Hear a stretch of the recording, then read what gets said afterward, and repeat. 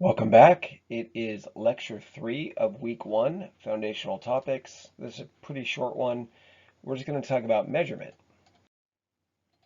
So what is measurement? Well, measurement is, if you think about it, it is the process of assigning numbers to some sort of construct, length, whatever it is, self-esteem, in a systematic way so that it reflects properties of those constructs. So it's assigning numbers. Measurement is assigning numbers so that we are reflecting properties of some underlying construct. So for example, intelligence, how do we measure that? Well, we got IQ tests, the Wechsler and the Stanford-Binet, for example. Weight, how do we measure that? How do we assign numbers to that? Well, usually with a scale. There's different systems for that. There's pounds, grams, etc. Here's a weird one though. So sex. So if we code males as 1 and females as 2 in a study, we have measured sex because we have assigned numbers to the construct of sex in a systematic way to reflect properties of sex, right? So it's a little weird that we do that in research, but we do that because the programs we use, like SPSS, the one we're going to use for this class, only really works with numbers. So we use numbers instead of word or text or characters to represent qualities like sex and also quantities like intelligence and weight and those sorts of things. So we call this numeric coding or categorical coding. It's the numbers we use to represent those categories. Some people use like 0 and 1 for sex, or it doesn't actually matter, which is something we're going to talk about. So measurement is assigning numbers to some construct in a systematic way that reflects that underlying construct. The scales of measurement, which is one of the, again, most important topics in this class, it's really foundational. It's like dribbling in basketball, is how a construct is measured. So how did you go about assigning those numbers? What scale? And there's the 4 that are usually talked about. So there's nominal, ordinal, interval, and ratio. And we're going to talk about each of these in our own slide or two. So I remember these back in the day because of film noir. No One Is Ready, or film noir, nominal, ordinal, interval, ratio. They get more complex as you go from 1 to 4 mathematically. Or if you're the 80s, they had Drakkar Noir, was some like clone that like just everyone wore. So that's another way to memorize the different scales. So they are presented here in sophistication from least nominal to most ratio. So the nominal scale of measurement is our first one.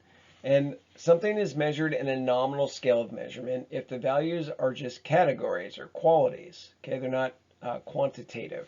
So like sex, for example, where we're saying males are 1 and females are 2. We're just saying those numbers don't, like, you can't do math with them, right? You can't get mean sex or something like that. You just sort of like take them as they as labels for purposes of research. You can't even order them meaningfully, actually. So not only can you not take a mean, you can't even put them in sort of meaningful order. All you can say is 1s are in that group, 2s are in that group. So one way to remember this is that the root of nominal is nom, which is name in Latin. They're just names for things. So in real life, there's basketball jersey numbers, right? So those are a nominal scale of measurement. Like if you sum the jersey numbers for some team and compare them to the sum of some other team, you have successfully done totally meaningless math, right? Math for no reason. So they don't have meaning. Nominal variables don't have quantitative properties. It doesn't have meaning. Channels on your TV, right? It's just channel 40 is channel 40, channel 13 is channel 13, 40 isn't somehow better, right? They don't have the numbers are just names for things, right? Channel 13. In research, we have ethnicity as an example. So you might use 1 to stand for Black, African American, 2 for Asian, 3 for white, etc. They're just numbers that represent the categories they're in.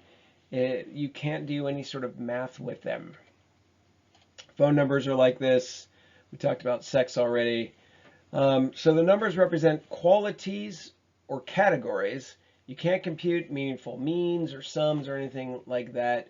And we use these a lot because we do study things that are categorical in nature, qualitative in our research. So gonna have to get used to nominal variables where we don't actually type in, male or female. We use one or two, something like that. So a little more complicated mathematically is the ordinal scale of measurement. It kind of looks like order, right? When you look at the name ordinal, and indeed, that's it. You can order these ones. So they're still not super mathy, but you can order them.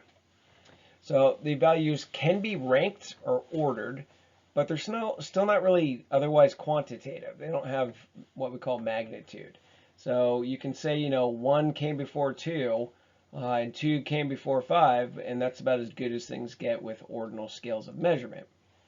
So what they lack is magnitude or equal intervals. That is, a 1-unit change in an ordinal scale does not necessarily mean the same amount of the underlying construct, right? So we're going to have an example of this in a sec.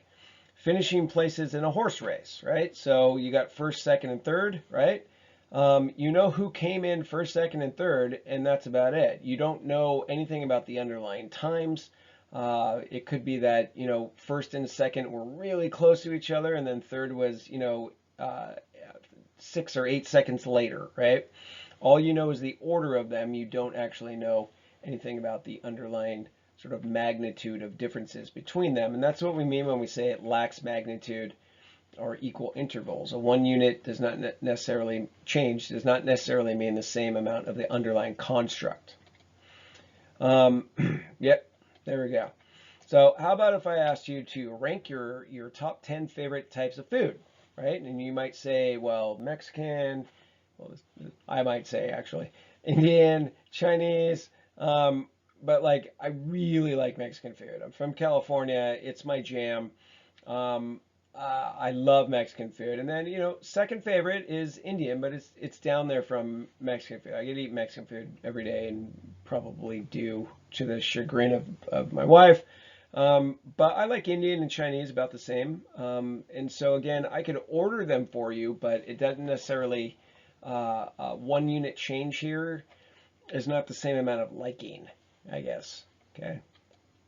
So if we were to order basketball jerseys from low to high, does that have some sort of meaning in any way? So can you say, player 24 is somehow better or more skilled than player 30?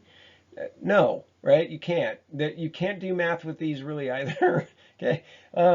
So even if you order a nominal variable, it's still a nominal variable. Okay. Can't magically start doing math with it.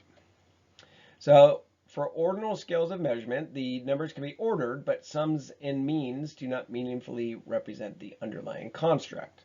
So these are the two most basic ones. It's about to get crazy. The third one is the interval scale of measurement.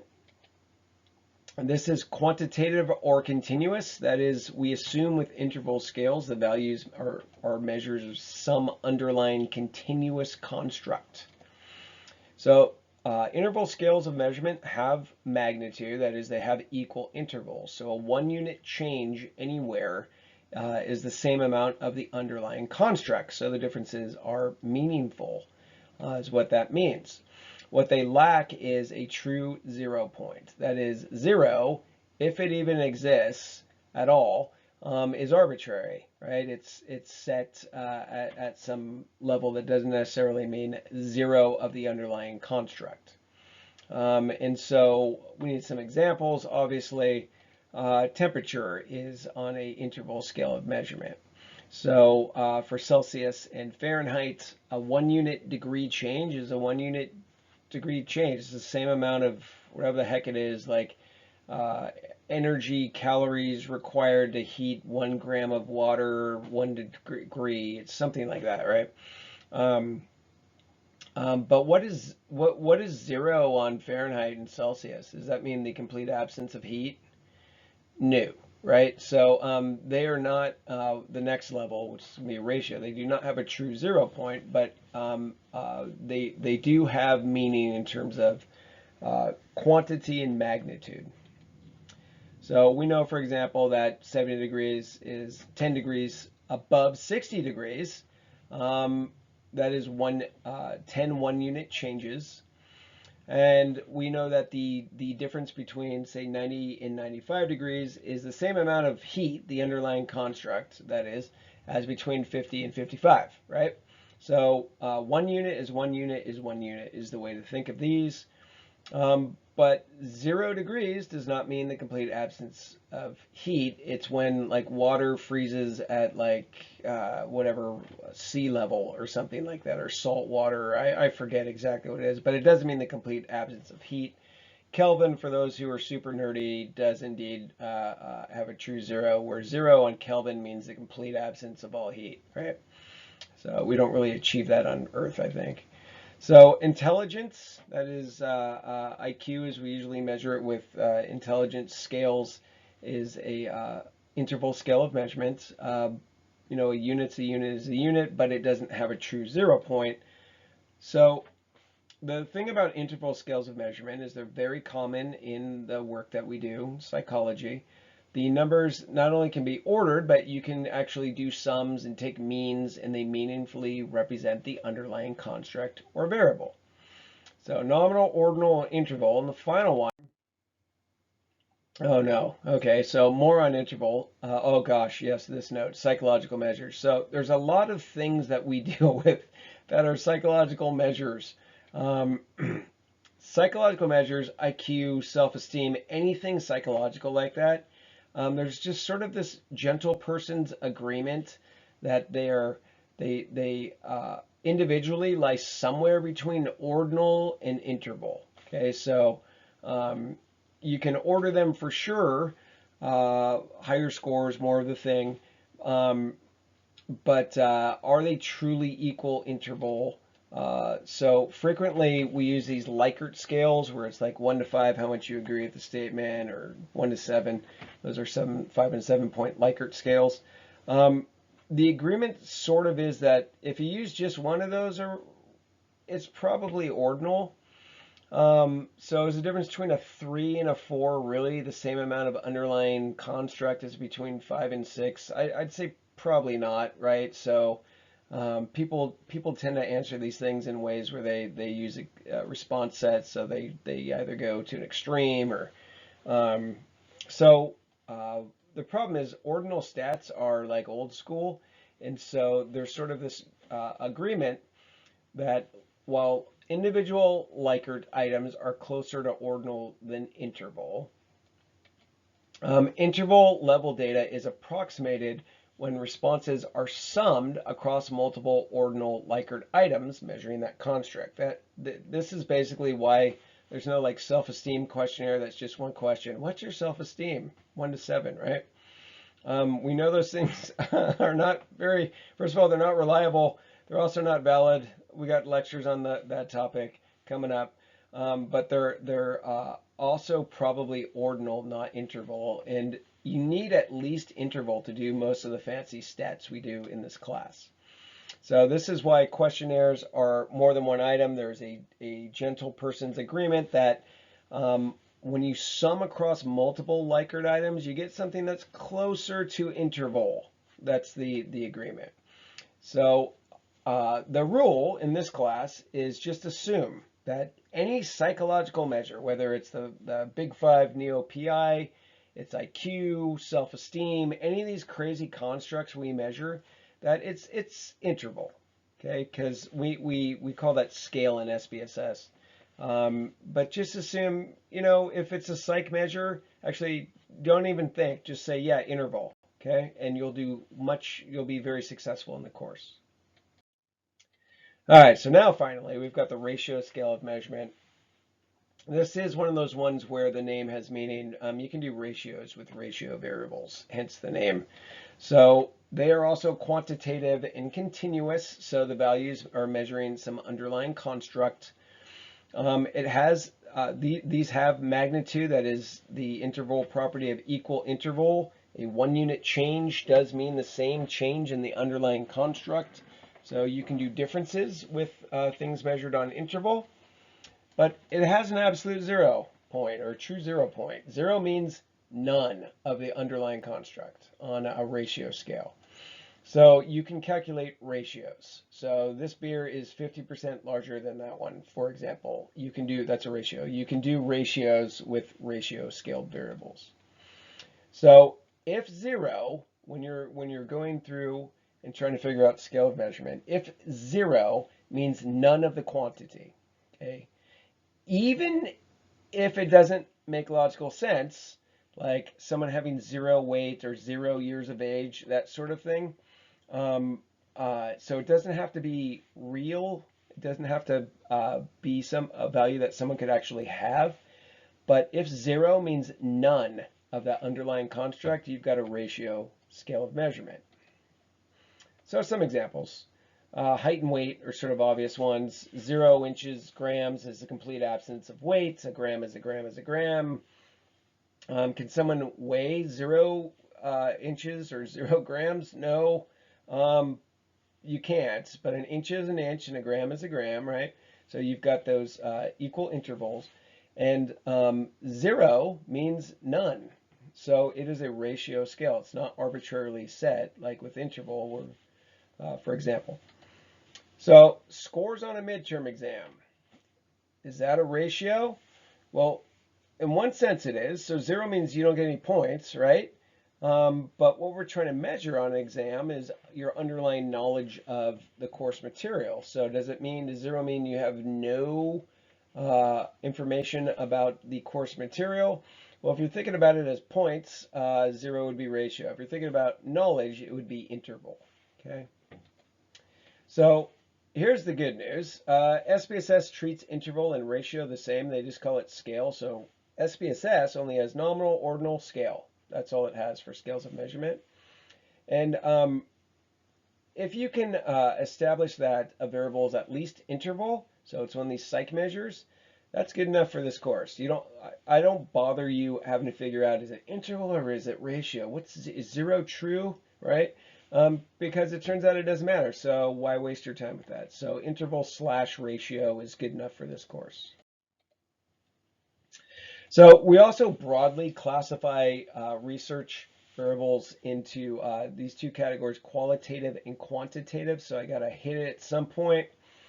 Qualitative variables, we also call them categorical. Sometimes we call them discrete variables.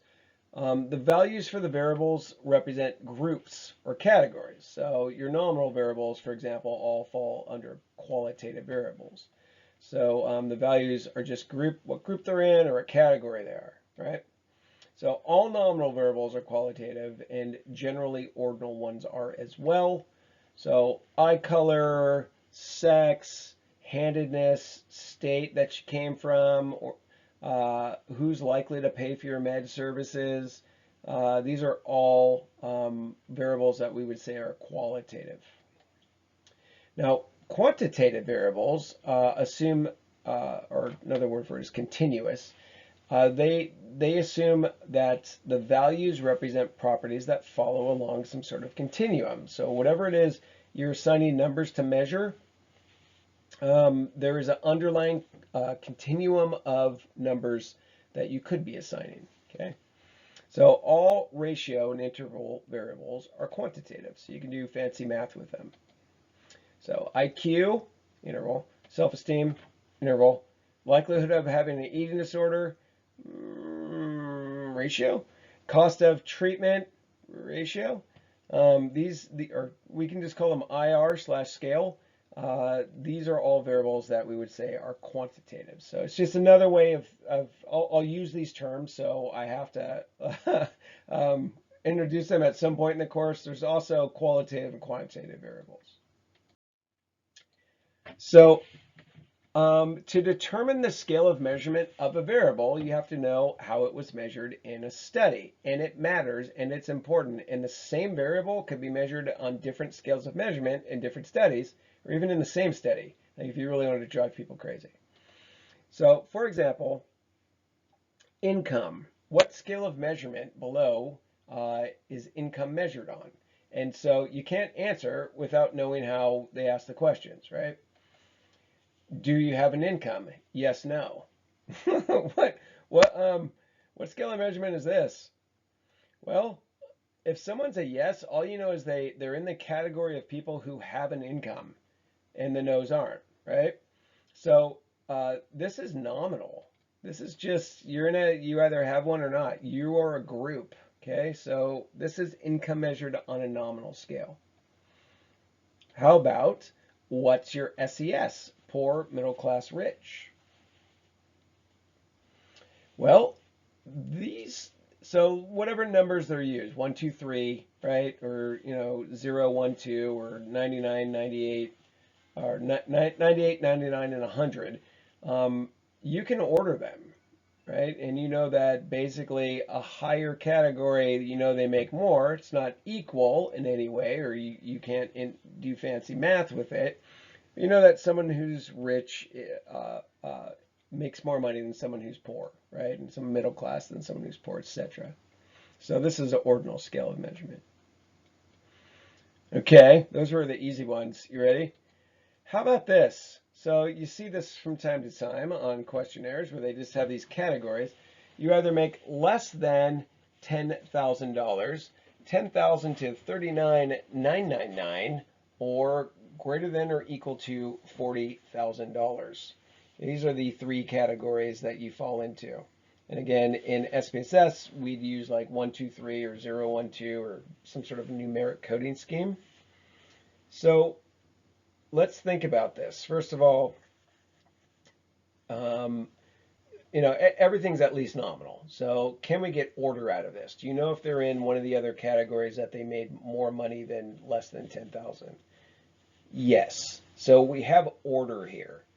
So do we have equal intervals here? Is the amount of underlying income the same between categories? And the answer is negative. You do not have equal intervals. So while that 10,000 to 39 is, $40,000, if you're in that upper category, you could be anywhere from 40,000 to a multimillionaire, right? So you can order folks, but you could say like the people in the greater than equal to 40,000 make more than those in the other two categories, and that's about it. Can't do fancy math, can't average, that sort of thing. So this is also ordinal. You do not have equal intervals. You also don't have a true zero the way they measured it here. So how about this? Do you earn $1 to 1,000, 1,001 to 2,000, 2,001 to 3,000, etc.? What scale of measurement would this be? Well, we have order, right? If you're in a higher category, you make more money than someone in a lower category. The categories do have equal intervals, right? Each one is $1,000, like assuming it just keeps going up. And it's a massive list of possible incomes because it's only by 1,000. What's zero on here? Yeah, there isn't even a zero on here, right? So scale of measurements on this one, we have order, we have equal intervals of 1,000. What we lack is a true 0 point. That's the hallmark of an interval scale. So we have equal intervals, no absolute zero. So how do you measure ratio income? You just ask like this, right? How much money do you make annually? Somebody can put 0 in there, and if they put 0 in there, they make no money. And then if they put a non-zero number, a dollar's a dollar's a dollar, right? So it's the same amount of income. So this would be the way they measure it, ratio. So why don't they ask it this way? Because people don't answer. That's why. So having done surveys in the past, number one question people lie on is their income. And so that's why they do the groupings of things so that people actually give responses. So in this course, you do not need to differentiate interval versus ratio. It's all called scale in SPSS, and it's called I/R on the assignments. So final slide is thing number 2 that is so important. I have to like kick it like a dead horse and just go make you do tons and tons of problems trying to get this straight in your head. What are the scales of measurement? So it's going to turn out that not only do you need to know what's a variable, what's the interval, excuse me, what's the independent variable and what's the dependent variable, but what stat you use is going to depend in the future on what the scale of measurement was. And so you have to get good with scales of measurement to be successful, not only, again, in this course, but with your dissertation. It's how you'll know what stat to use and also in the future.